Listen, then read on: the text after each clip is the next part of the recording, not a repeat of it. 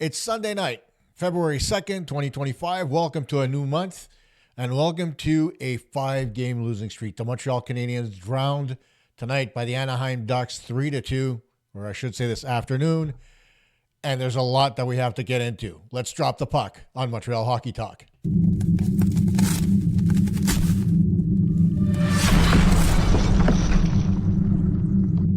How you doing, Habs Nation? Welcome to another edition of Montreal Hockey Talk. I am, of course, Kosta. It's been a tough stretch, I think, for everybody. Not just for podcasters, myself, or you as fans.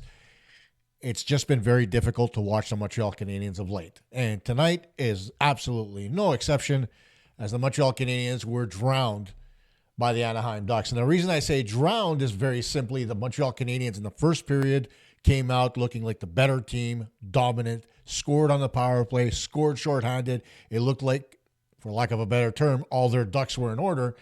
And then the second period started.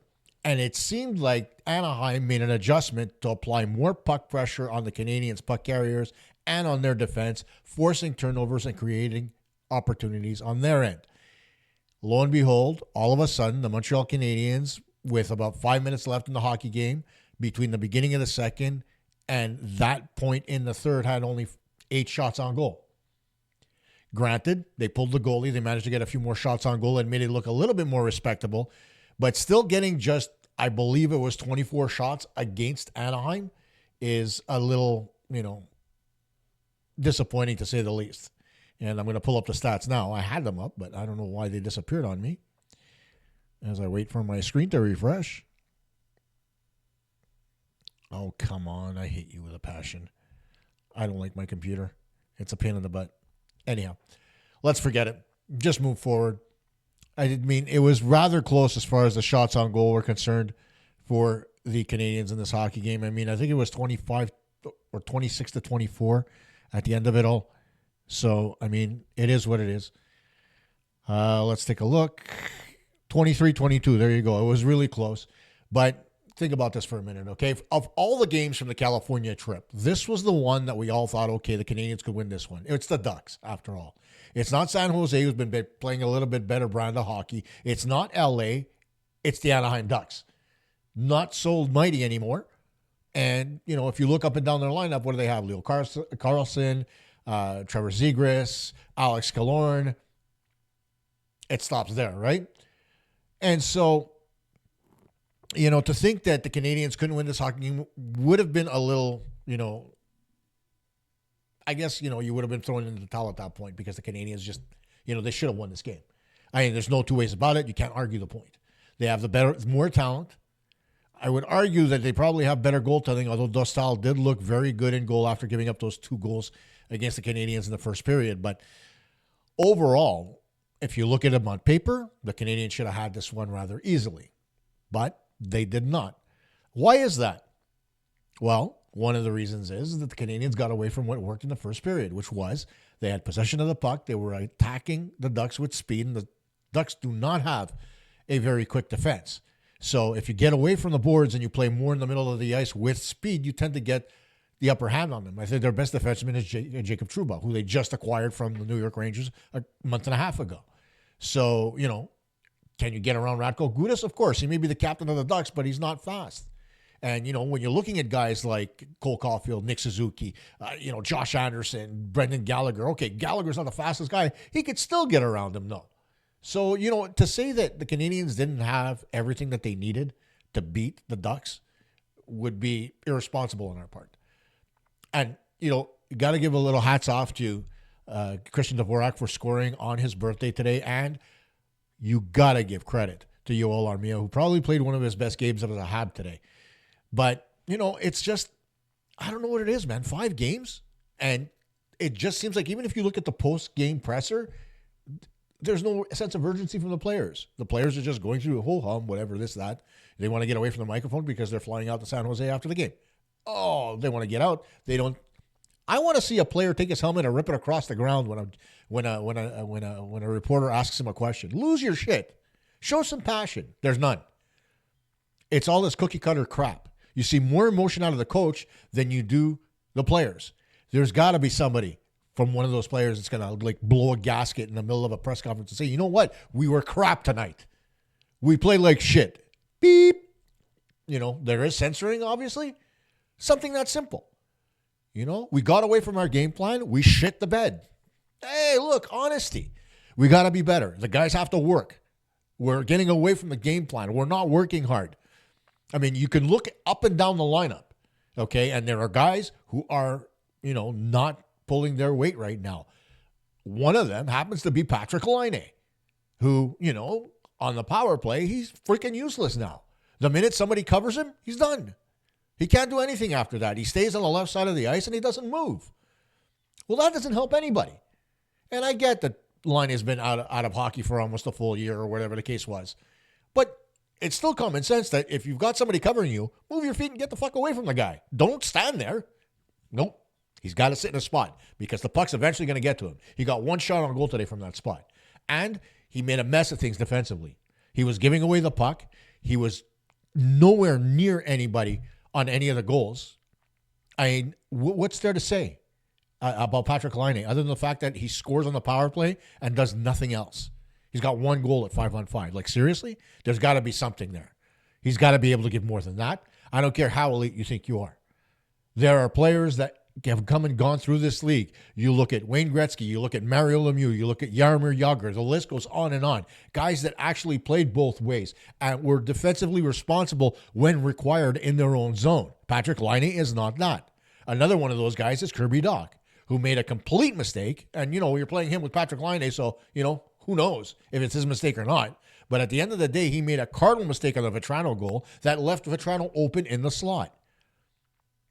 So, I mean, and I'll show you still shots of those goals because I'm going to go over some other stuff as well that I saw in the game that bothers me. And I keep talking about this, and it's not just one, it's all that this applies to. So keep watching and keep listening. You're going to see what I'm talking about. Now, the Canadiens, like I said, came out really, really strong. And then in the second period, it looked like they were skating in quicksand. There was no effort. There was no speed. Everything was to the outside. And when you play to the outside, like I mentioned before, you give the game to the Ducks. The Ducks are not a super fast team. Granted, they have guys that can skate, but they are not overly quick. The Canadiens have more speed, period. But what do? You take the puck to the outside, you stay on the periphery, you allow the Ducks to pressure your puck carriers and create turnovers to move the puck the other way. If I look at the whole turnover battle, the Canadiens gave away the puck 9 times in this hockey game to Anaheim's 3. You want to know where the game was played? Canadiens dominated in faceoffs, so you've got possession of the puck, right? For the majority of this hockey game off the draw. You get possession. You look like you're dominant. You get into the zone and you keep everything outside. Why? You've got men, and I repeat, men, who are big enough to get into those dirty areas. You've got a Brendan Gallagher who's 5'8", and he decides he'll go to the front of the net anytime you tell him to. You've got Josh Anderson. I understand right now he's ailing, and every time he gets touched, he seems to cringe. So playing injured, I'll give him a pass. But if you're going to be a detriment and not be able to go to those dirty areas, maybe you should play on the perimeter and allow somebody else to get in the middle. Maybe drop him down in the lineup so he can give you a little bit more from that particular area, right? You look at anybody else. Patrick Laine can get in those dirty areas if he wanted to. He's big enough. He's strong enough. He's shown that he can be physical when he needs to be. Yoel Armia can. Christian Dvorak can. Michael Pezzetta can, even though you don't play him often enough. There are guys on this team that can get into those dirty areas and wreak havoc against the Ducks. And when you put guys in those dirty areas, you draw the defense away from the perimeter, giving you space to be able to walk in and take shots. You want to see what I mean? Watch what the Ducks did. How did the Ducks score their goals? Every single one of their goals came from what? Think about it for a minute. It came from perimeter to the middle, or creating havoc in front of the net, right? You look at the goal, the first goal that they scored, McTavish walked right in as Killorn took his shot, right? He's in front of the net, wreaking havoc, and I forget who the player was that was there before. I'll probably be able to spot it later as I go through the still images that I've cut out for you. But by and large, There was traffic in front. Killorn stepped in, bang. Deflected off the stick of McTavish. It's 2-1. Canadians still holding on to a 1-goal lead. Then seconds later, you've got Vetrano skating right up the pipe, uncontested, gets the puck, plops it home. It's 2-2. And then Killorn, almost a cookie cutter to the first goal Anaheim scored, walks off the boards to the top of the circle, rips a shot in that deflects partially off the stick of Alex Carrier behind Montembeault. It's 3-2. Game over. But they're all the same issue. Too much time and space for the players to shoot, lack of communication in the defensive zone, and just traffic in front, with the exception of the Vetrano goal. But you get what Anaheim does here, right? It's obvious. And if you watch any of their games, you'll see. They get traffic in front. They get shots from the perimeter. They either look for second chance opportunities or they take away the goaltender's eyes. That's how the Anaheim Ducks score. They don't have the talent to do more than that right now. God knows that Trevor Zegras isn't playing good enough to do it anymore. And Leo Carlsson is doing his best. So, what more is there? Not much. The Canadiens should have had this hockey game. You've got to be able to do similar things. You've got to press the defense on the Duck side. The Canadiens didn't even challenge them. They barely challenged them. I think after Armia got hit from behind and Anaheim took that 2-minute penalty for boarding and everybody was calling for 5, it wasn't 5. Okay? I'm sorry. It wasn't anywhere near as egregious as some other boarding calls we've seen. And Yoel Armia got up right away. So, no, it's not a 5-minute. Okay, but it was a 2-minute.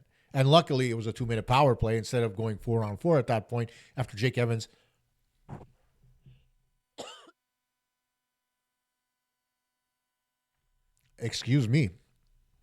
came in to defend Armia. After that point in the hockey game, that's where things turned. That's where things went south. Why did they? Because it woke Anaheim up, right, at that point. Their player came in, and they got in there to defend their player, Hawkins, and that woke them up. So instead of it waking up the Canadiens and giving him a chance to go 3 up, instead, Anaheim killed off that penalty, came back and scored. I mean, it's not good enough. Not nearly good enough. And the effort right now, you could say that the Canadiens are playing as they should. I don't believe that for a second. They are a better team than they're playing right now. I mean, there's a lack of effort. Probably there's a little bit of fatigue in there as well because of the condensed schedule and this stupid freaking Four Nations Cup crap, right, where they're going to get 2 weeks off and they're going to come back and be as flat can be. And it's not just going to be them. Every team in the league is going to be like that. And it hurts the product, right? And it hurts if a team goes into that period with on a heater, a real heater, right? And then what happens? The break comes, 2 weeks off. They don't practice. And then when they do get back to practice, what do? They come out, and it's like starting the season all over again because you're flat. You've got a lack of communication. You've got guys that are going to this thing like a Patrick Laine who, between you and me, shouldn't be there. He's just getting back into hockey. He's just getting his mind right. He's going to go play for Finland. He's going to get back to Montreal, and then what?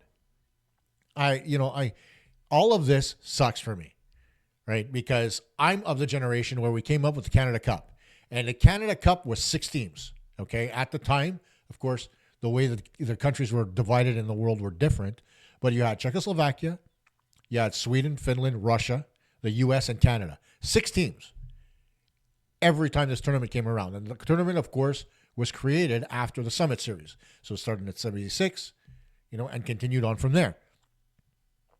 And so, when you look at the origins of this tournament, and then you call it now the Four Nations Cup, what's the point? Literally, what's the point other than to make a buck? You're charging $250 a ticket, and nobody's buying them. Why? Because nobody wants to go see the shit. That's what it is. It's a useless tournament in the middle of a hockey season. It's not in August like the Canada Cup was. It's not in May like the World Championships are. It's in the middle of your goddamn season. Wake up. I don't know what this league is thinking, but I would never see, the World Baseball Classic being in July or August. Could you understand that? If Major League Baseball suddenly said that? Or let's play the Pro Bowl after week 8. Why? The Pro Bowl, first of all, is a useless game for the NFL because, I mean, let's call it like it is. It's not overly physical. Yes, there's tackling, but that's pretty much it. People want to see the real deal. People want to see the real thing, right? Even the NHL All-Star game doesn't have as much luster as it used to. If you want to put together an All-Star team to play the Stanley Cup champions, do that. But don't create a tournament in the middle of the season, which has no purpose other than to piss people off and throw a monkey wrench into anybody with any type of playoff aspirations, because you're not going to tell me that after a tournament in the middle of February, right? You're not going to tell me after a tournament in the middle of February that suddenly the playoff push from that point until the middle of April is going to be overly strong for any team. I don't care who you are. I don't care if you're in the bottom of the standings. I don't care if you're at the wild card or whether you're leading the league in points. Nobody's going to come back with the same flow and ease of execution as they did prior to this stupid 2-week break. It's just like the Olympics. I'm of the agreement that I love the Olympic tournament because it's not just 4 countries, okay? It's the entire world. It's Germany. It's, Leon Draisaitl doesn't play in the 4 Nations Cup, and it seems like nobody gives a shit, right? Nobody cares. Some of the best players in the world in the National Hockey League and outside the National Hockey League will not play in this tournament. It is not a best on best because a lot of the best aren't here. In the Olympics, it is best on best. Totally different premise. So do I mind the 2-week break? Not really, because it's not really 2 weeks. And it's not everybody. So teams continue to practice, right? Here, it's all NHL players. It causes a problem. So, screw it at that point. I don't want to see it. You want to give me Olympic hockey? No problem. Don't give me the 4 Nations Cup just so you can pad your pockets and say your revenues are going up. Sure, your revenues are going to go up. Sure, you're selling the commercial time and you're overcharging for tickets, but it's crap hockey. And it's not a representation of what hockey is all about. Anyway, I think I've done my bit for God and Country. Now, for weeks now, I've gotten people on X and on Facebook and on Blue Sky telling me that I'm too hard on Sam Montembeault. And I've agreed. Yes, I am too hard on him. But it's not because I'm being hard generally on the player. I'm being hard on the coaching staff. And that is because goaltending is an organizational issue. It's a problem. Whether you go from the American Hockey League on up to the National Hockey League, every step of the way in this organization, there's a problem with goaltending. Just yesterday, Caden Primo gave up 4 goals. The Laval Rocket wound up winning in overtime 5-4 on a goal by Florian Jacki. But it wasn't because Caden Primo played a very good hockey game. Caden Primo continued to make the same mistakes that he made when he was with the Montreal Canadiens. Look at Jakub Dobeš. Jakub Dobeš is being figured out by other teams in the league. Are they adjusting to that? No. And I pointed out last show that Dobeš looks at his feet to see where he is in the crease. Now, I'm going to tell you something that I learned a long time ago from my old goaltending coach. Where your feet are isn't important. All right? Because what's on the ice doesn't matter. All right? There was a time, and this goes for years, there was a time where the crease was a 2-foot by 4-foot box, right? They expanded it. They made it a semicircle. After that, they made it so that it came straight out from the posts and arced in front of the net. I think it's about 3 feet out. And I'm sorry I'm coughing.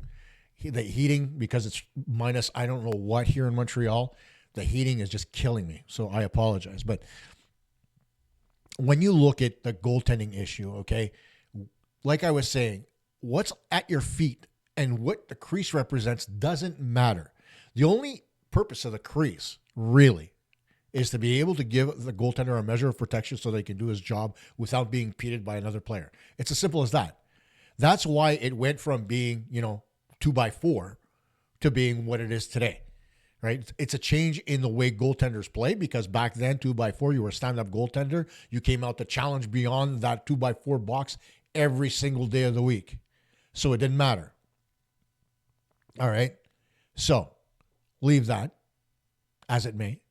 And, you move forward from there. Now, when you look at goaltending, the most important part of this whole thing is triangulation, right? And it starts from the point of where the shot generates itself, so where it comes from, and your two goalposts. And your job is to estimate where you need to be so that you can cover as much area as you can between those 2 points. All right? And when you stay back in your net, okay, what happens is the triangle becomes bigger and thus gives the shooter a better angle to shoot at. It gives him more to see, right?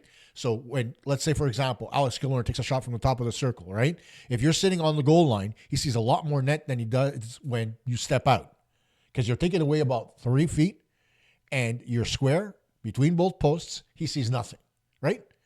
And at that point, you should be able to stop the puck rather easily. All right. So now let's go to the graphics I cut out, right?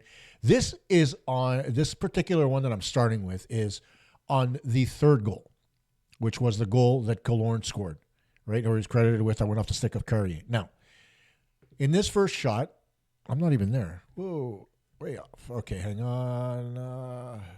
Where are you? There we go. Okay, sorry about that.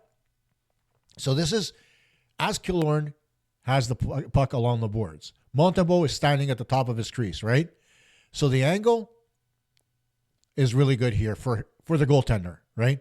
Where he's standing up, he's looking at the shooter, he's square. All of a sudden, Montembeault goes down, but look where he is now.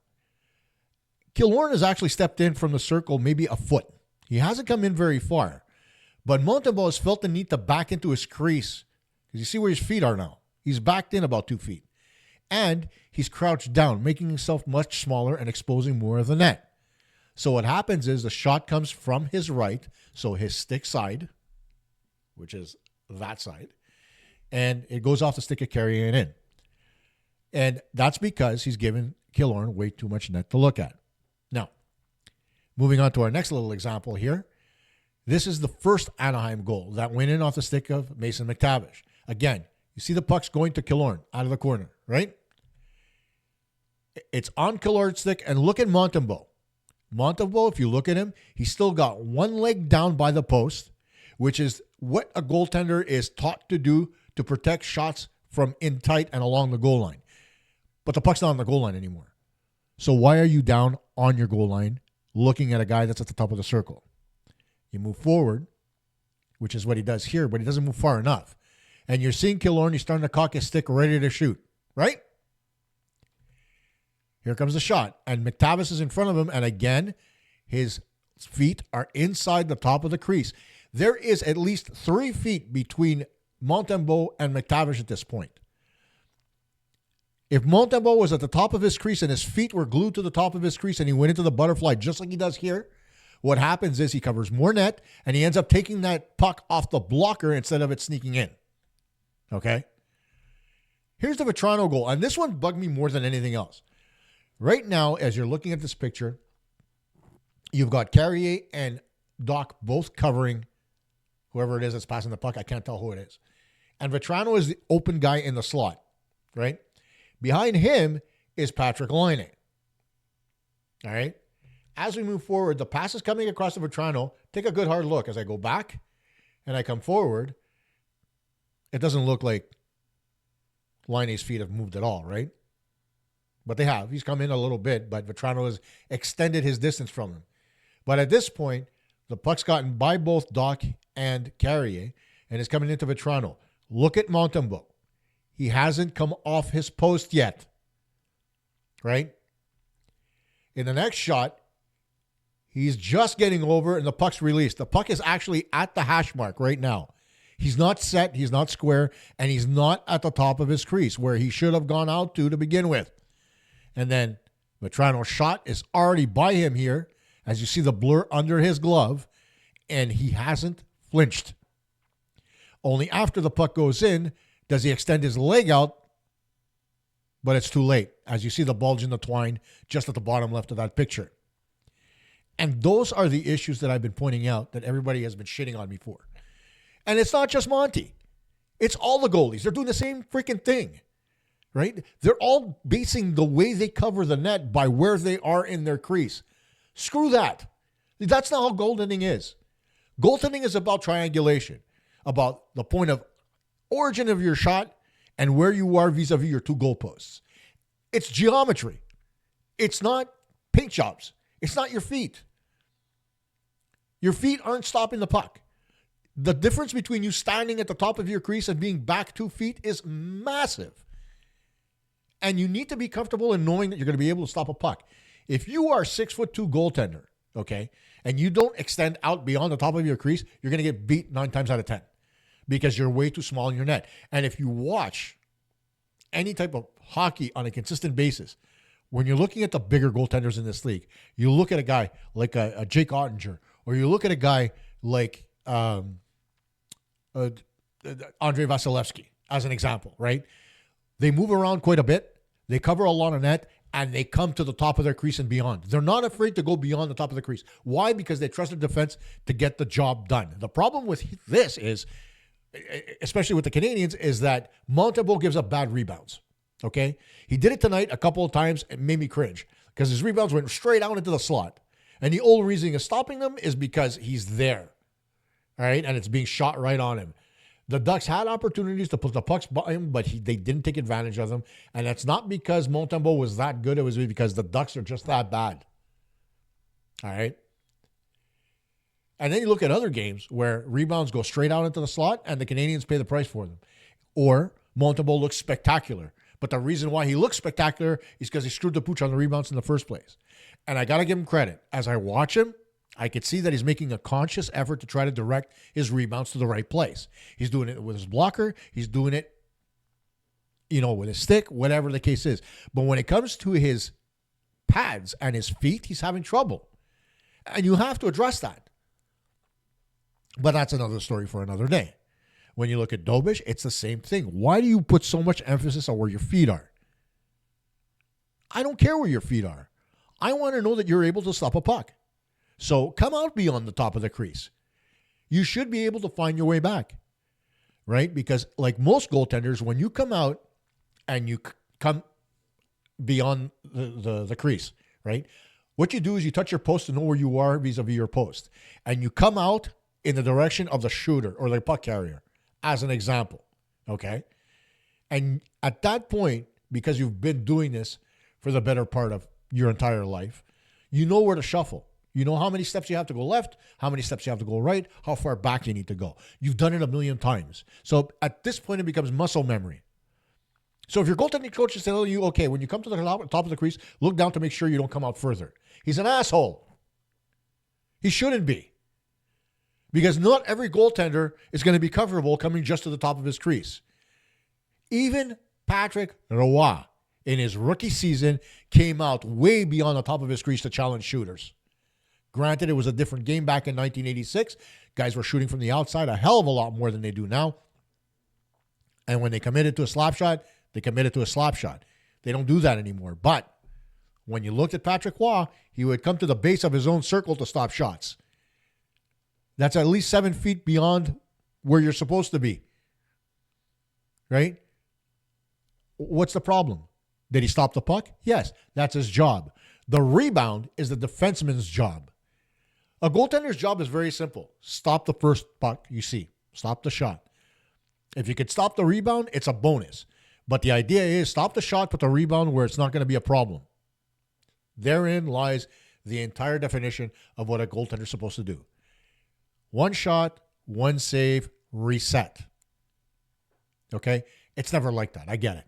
But that's the idea behind what a goaltender's supposed to be expected to do. Okay? So, what do? They practice rebound control. Game situations. You come out to a certain point in your crease, shot comes in, you direct it, you come back, you reset. And they repeat this stuff over and over and over again. Ask any goalie there is. It becomes mundane and redundant that they keep repeating it, right? Even when you see a goaltender warm up at the start of a hockey game, what does he do? He goes down and he slides post to post so he can be comfortable going laterally along his goal line. But there's only one goalie who was ever good at playing on his goal line, and that was Henrik Lundqvist. The others came out beyond that. And when you look at Kane Primo's 6'4". He's the biggest of all the goaltenders in the Canadiens organization right now. And he plays so small because he's back in his net. It's simple to me. Let them come out further. Let them telescope and come out beyond that. There was a point in time where Carey Price was getting beaten high all the time. What did they do? They adjusted where he was in his net vis-a-vis the shooter. So somebody was coming down the wing. Carey would get out way beyond his crease and start backing in at that point. If it's good enough for these goaltenders to do that and come out way beyond the crease on a penalty shot, then why isn't it good enough to do it during gameplay? That's what I want to understand. Because you do it in the shootout because there's nobody else there. You're comfortable knowing that it's one-on-one with the goaltender. So there's no rebounds, there's no nothing, which is understandable. But you still should be able, even during the play, to come out beyond your crease and be comfortable. Even if it's not 3 or 4 feet and it's just 1 or 2. You're still taking more ice so that you can make a save easier for you. Hence making the job easier, hence limiting the amount of goals. And I'm telling you, the 3 goals that the Ducks got today, if Montembeault was out further in his crease, those goals don't go in. Argue the point, but I've been there. And I'm not talking about from a coaching perspective. I'm talking about being the guy in the crease. I've been there. And I've learned the hard way that you can't be the guy sitting back in your net. I'm 5'9". I'm the goalie that comes out beyond that and stands at least 2-3 feet beyond his crease when a guy's got the puck at the blue line. And then as he comes in slowly, I back in slowly. And as the puck moves over, I move over. That was the idea. That is what the goaltender should be doing. That is not what the Canadiens goaltenders are doing. That is why I keep calling out Eric Raymond. I look at his body of work. The goaltenders in Montreal have not gotten better since he took over. Period. If you want them to get better, bring in Carey Price as a goaltending consultant. Somebody who's been there. Somebody who's played at the highest level and understands how important his positioning was, especially given the fact that he played with an injured knee for almost 3 seasons. It's going to bring all kinds of pluses to your goaltending situation. And again, I'm not blaming Monty, I'm not blaming Dobish, and I'm not blaming Primo. I am blaming Eric Raymond. He needs to be better and do his job. Now we move on from the pond to the Shark Tank, where the San Jose Sharks have been in the basement of this league for quite a long time, right? They've been the laughingstock since, I would say, at least 2022. And, they were a perennial playoff team until, Patrick Marleau left, Joe Thornton left. So they're at that point now where the team's got to restructure and rebuild because they spent a lot of time trading for players in order to create a winning environment. They did. They couldn't get to the promised land, but they got close. So, you got to give Doug Wilson a little bit of credit for what he did. And right now, you've got to give GM Mike Greer a lot of credit in how he's rebuilding this hockey club. I mean, there's no way of putting it any differently for the Canadiens, right? For Canadiens, for the Sharks, right? They're in a full rebuild, and so they know what to expect on a nightly basis. They know what type of team they have, and they know how many steps they have to take in order to move forward. And they've got Macklin Celebrini, the first overall pick from last year, versus Juraj Slafkovsky, the first overall pick from a few years ago. And so, Celebrini leads them in points. And I think that, if you take a look at them side by side, the Sharks' penalty kill has not been good this year. Their power play has not been good. It's running at 17%, but they're getting better. And that's kind of what Mike Greer needed to see. The team needed to get its identity and needed to show what they were capable of. And that way they give Greer an opportunity to build the team even better and bring in pieces that will augment where the team is right now. That is how a rebuild works. We know it all too well in Montreal. If today's game was the one that Montreal should have won, San Jose is the game they have to win. Because God knows the next day against LA, it's not going to be a cakewalk. They're the best of the three teams in California. So they have to beat San Jose. They cannot allow this losing streak to extend to 6, possibly 7 games. So we'll call it like it is. I'm not going to do a show after the Tuesday night game because God knows it's going to be 1 in the morning. I'm going to be gassed and I need to go to work like a normal human being. But I will do a show after the Wednesday night game. So I will stay up late for you. But you have to understand what I'm saying here. Is it's tonight. If they would have come away with 2 points tonight, then a loss on Wednesday would have been, or excuse me, on Tuesday would have been passable. It's not passable anymore. It's a must-win for the Canadiens. If they have any option to stay in the mix, this is the game they have to win in order to stay in the mix, period. After that, they come home and they're okay. I mean, after the LA game, they come home and they play against New Jersey and they play against Tampa before that lovely Four Nations tournament fiasco starts. But the Canadiens need to win against the San Jose Sharks. There's no two ways about it. And the way to do it is relatively simple. You try to box in Macklin Celebrini as much as you can, right? You get Celebrini on an island. You shadow him. You put Jake Evans on him all night long, whatever the case is. I don't care, right? You're on the road. You don't have last change. It's possible anyway. Celebrini jumps over the boards. The first reaction by anybody on the Canadiens is to go to the bench and allow Evans to come on. Any one of the forwards. Normally, it's either for 2 periods the left winger, and then in the second period it's the right winger. You allow them to come to the bench, and you allow somebody to change for whoever's going to shadow Celebrini, and you piss Celebrini off. Because what happens with a young player who gets shadowed like that and he gets pissed off, they tend to take stupid penalties, and that will work into the Canadiens' favor. Granted, the Canadiens' power play has sucked of late. And again, it comes down to, oh my God, Patrick Laine is not moving. Neither is anybody else. Right? You're not seeing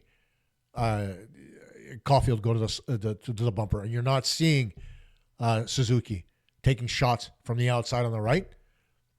You're seeing the puck going back to Hudson so he can try to set up Laine. It's a constant thing. And so teams know this. And you want to know why that first unit sucks? There's a reason why. Because it's predictable now. It's all about trying to set up Patrick Laine for the one-timer. It wasn't like that when you had Cole Caulfield there, was it? If it was there, you took it. If it wasn't, the team was in constant motion and they were getting better results. So maybe, just maybe, it might be time to take Laine off that first unit and put him on the second unit. Maybe that'll wake him up. Maybe putting Caulfield back on that left side for the one-timer and putting, I don't know, maybe Slafkovsky on the right side for a one-timer might change it up a little bit. Or maybe, just maybe, instead of putting 4 forwards out there, you might try putting Matheson and Hudson out there at the same time to give you more than one left-handed option on the power play for a one-timer. You'd have Slafkovsky, you'd have Suzuki, you'd have Caulfield, right? So you got 2 right-handed options and 2 left-handed options. You've got Slafkovsky, who's probably going to be in the bumper. You've got Caulfield, who's over on the left. You've got Matheson, who's over on the right. And he could switch with Hudson, which would allow Hudson to create plays from off the right half wall and change the power play completely. But no, we don't want to do that. We don't want to hurt Patrick Laine's feelings. Patrick Laine's feelings don't matter. This team's results matter. And so if you're going to move forward, you need to make sure that you get Patrick Laine in a position to succeed. Put him out with the second unit against the lesser penalty killers. See if he can bring something more to the table. Get him out there with Kirby Dach because they've already got chemistry playing together. You know, you're putting, because Emil Heineman's not there, you're putting Christian Dvorak out there. And I understand Dvorak scored today, so he's trying his best, and I'm not trying to shit on Dvorak at all. But what I am saying is, you've got Dvorak out there, you've got Armia out there. So you've got 2 guys from the third line on your second unit of the power play. Oh my God. Right? And then you've got Kirby Dach and you've got Alex Newhook with Mike Matheson. So now if I move Matheson to the first unit, who do I put on the power play in the second? Oh, I don't know. Maybe when I had him, I could have put Caden Gooley out there, or maybe I could put a Jaden Struble out there, or maybe I could put a Yarbrough Jackeye who's got a relatively good bomb from the blue line. There are options for the Montreal Canadiens to change the power play up. And you know what? You don't have to keep it consistent. Do it for a couple of games. Change it again. Keep the other teams guessing. And that's the way you're going to be able to beat teams moving forward. It can't be cookie cutter. This league is too easy and too quick to figure out to have a cookie cutter offense or a cookie cutter defense for that matter. Get your shit together. Decide what you're going to do and change things up. Right? Don't let it be a cookie cutter team. Because cookie cutter teams end up with very high draft picks instead of being in a playoff race. And right now, the Canadiens are in the mix. We want them to stay there. So let's get the coaching staff to do their jobs, starting with the goaltending coach, moving on to Marty and to Trevor and to Stefan. And let's make sure that this team remains competitive because they need a jump start. They need a kick in the ass. They need something to change the way they're playing right now because right now there's no luster, there's no energy, there's no nothing. It looks like they're brain dead, skating in quicksand. And the Canadiens need a boost. Give it to them. We'll see you guys on Wednesday night.